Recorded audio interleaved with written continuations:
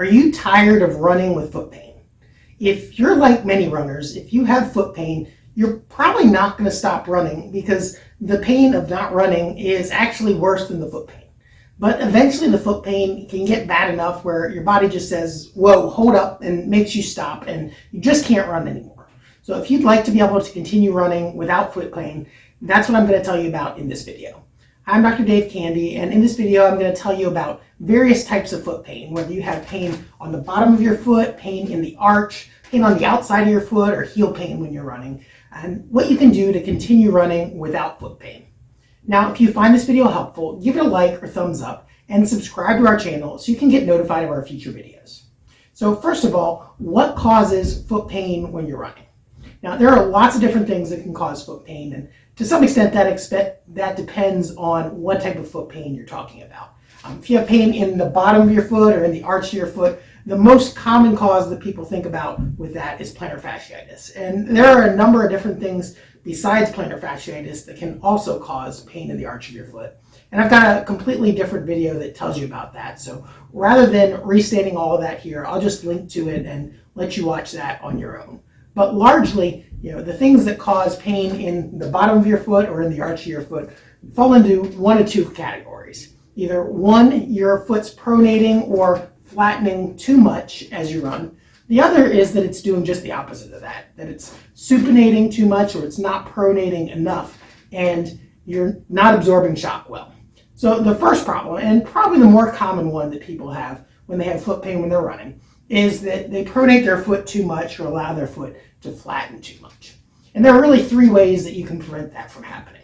The one that most runners think about, first of all, is the running shoes. And it is important to have running shoes that fit your feet appropriately.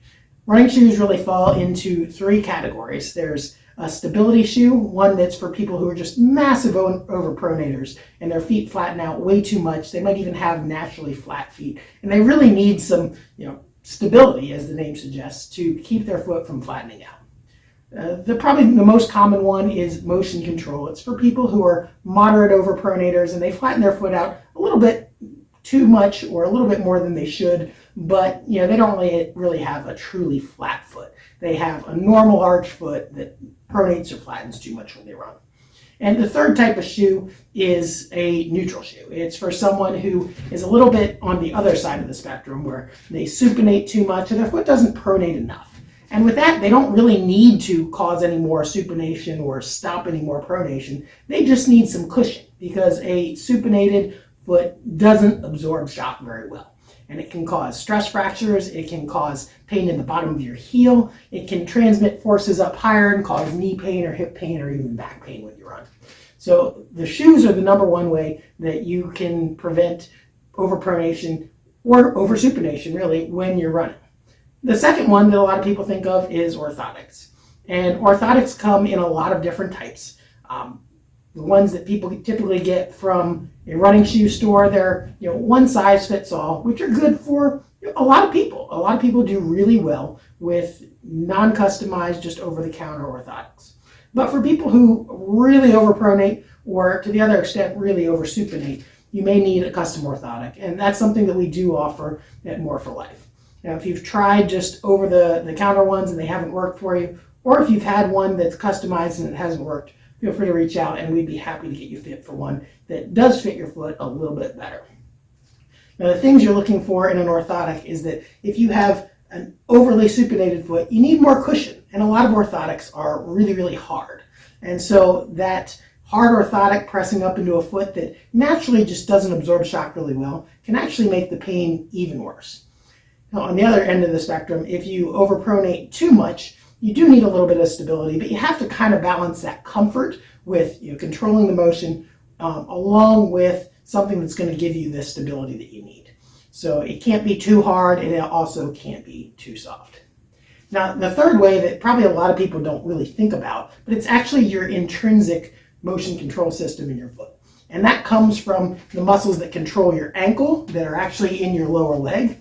It comes from the muscles in your foot that kind of control your toes and keep the arch of your foot lifted up. And it also comes from the actual structure of the foot, the bone structure that it's normally formed like an arch, like a dome shape. Now, the thing a lot of people don't know about their arch in their foot is there's actually 3 arches in the foot. There's an arch that runs long ways along the inside of the foot, your medial longitudinal arch. There's an arch that runs long ways on the outside of your foot, the lateral longitudinal arch. And then there's one that runs side to side, and it makes a dome that way if you're looking at the foot straight on.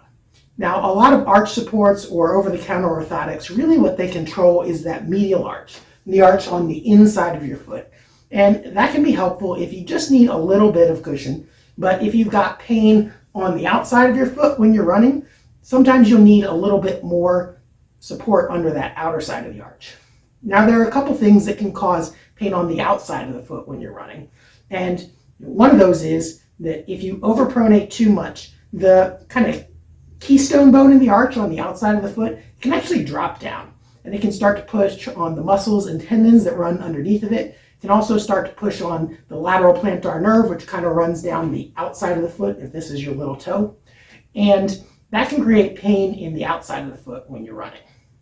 Now, there are some other things that can cause pain on the outside of the foot, especially if you're having some numbness and tingling associated, although those aren't always present.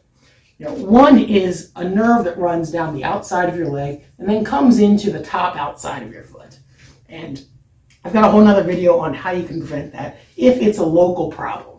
But that nerve, the fibular nerve, runs down along the back of the outside of the leg, and then it goes down into the foot. And it can actually cause some pain into the outside of the foot, particularly if you've had recurrent ankle sprains or you've rolled your ankle several times in the past. Those are some common things that can get that nerve irritated. Now, the other thing that you have to rule out is that you don't have a back problem. That if you have a lower back problem or you have some lower back pain, the S1 nerve root, it can also refer pain down into the outside of the foot. The L5 nerve root above that can also refer pain into the top of the foot. And so if you're having pain in your foot and you also happen to have current back pain or a history of back pain, that's also something that you want to rule out. Now, if you need some help to find out where your foot pain's coming and to be able to get back to running as quickly as possible, we'd love to help you out. Just give our office a call at 314-941-3970.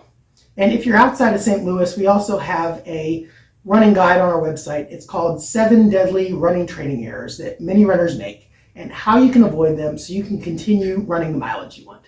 And you can download a free copy of that by clicking on the link below this video.